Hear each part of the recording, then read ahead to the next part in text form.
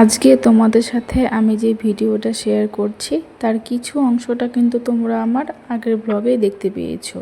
তো তোমরা সেই ব্লগে লাস্ট দেখতে পেয়েছিলে যে আমরা সবাই মিলে মূর্তি গেছি বেড়াতে, মূর্তি নয়, লাটাগুড়ি বেড়াতে গেছিলাম সবাই মিলে। তখন আমরা মূর্তি নদীতে জলে পা ডুবিয়ে মজা করছিলাম।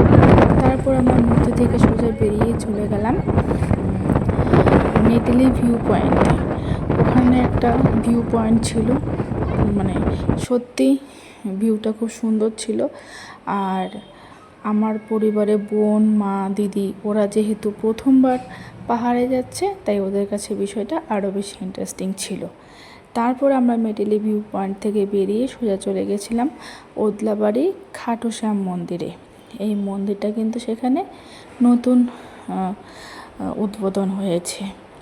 তো এই মন্দিরের একটা বিশেষত্বও আছে জানো।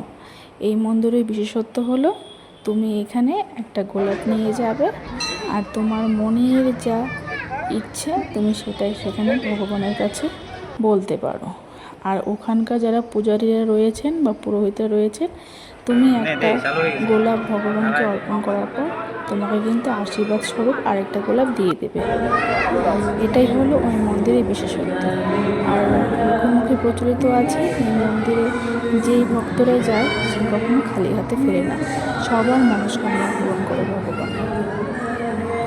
তাই আমিও আমার প্রিয় মানুষটাকে ভালো রাখার লোভ সামলাতে পারলাম না, তাই আমি মন্দিরের সামনে থেকেই কয়েকটা গোলাপ কিনে নিয়ে চলে গেছিলাম একদম মন্দিরের ভেতরে। তো সেখানে অ্যাম্বিয়েন্সটা দেখে আমার মনটা এত শান্ত হয়ে গেছিল, সত্যি মন্দিরটা খুবই ভালো লেগেছে।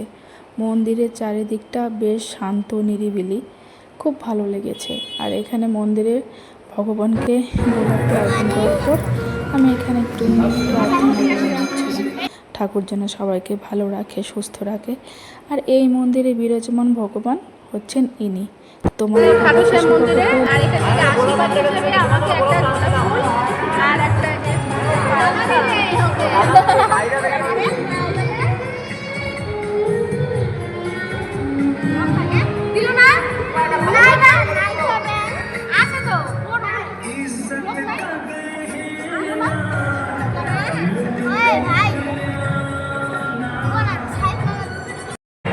তো আমরা এখন এই খাটু শ্যাম মন্দিরে আছি। মন্দিরটা কি সুন্দর, ইস এই যে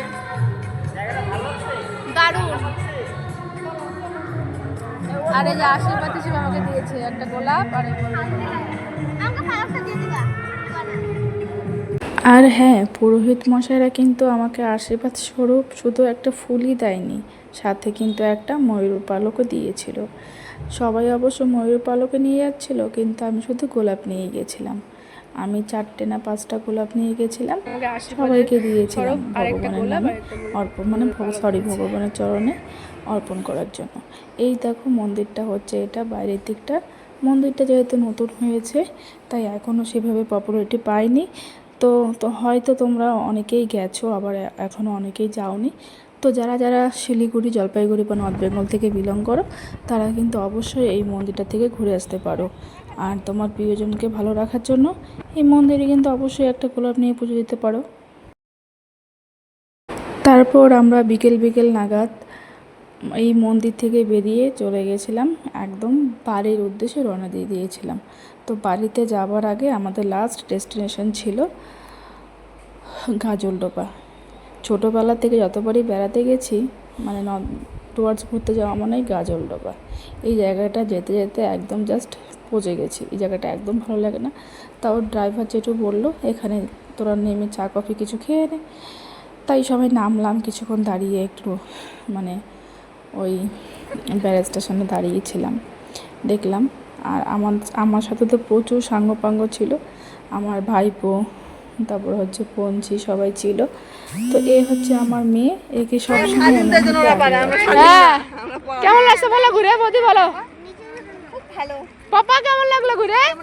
পাপা পাপা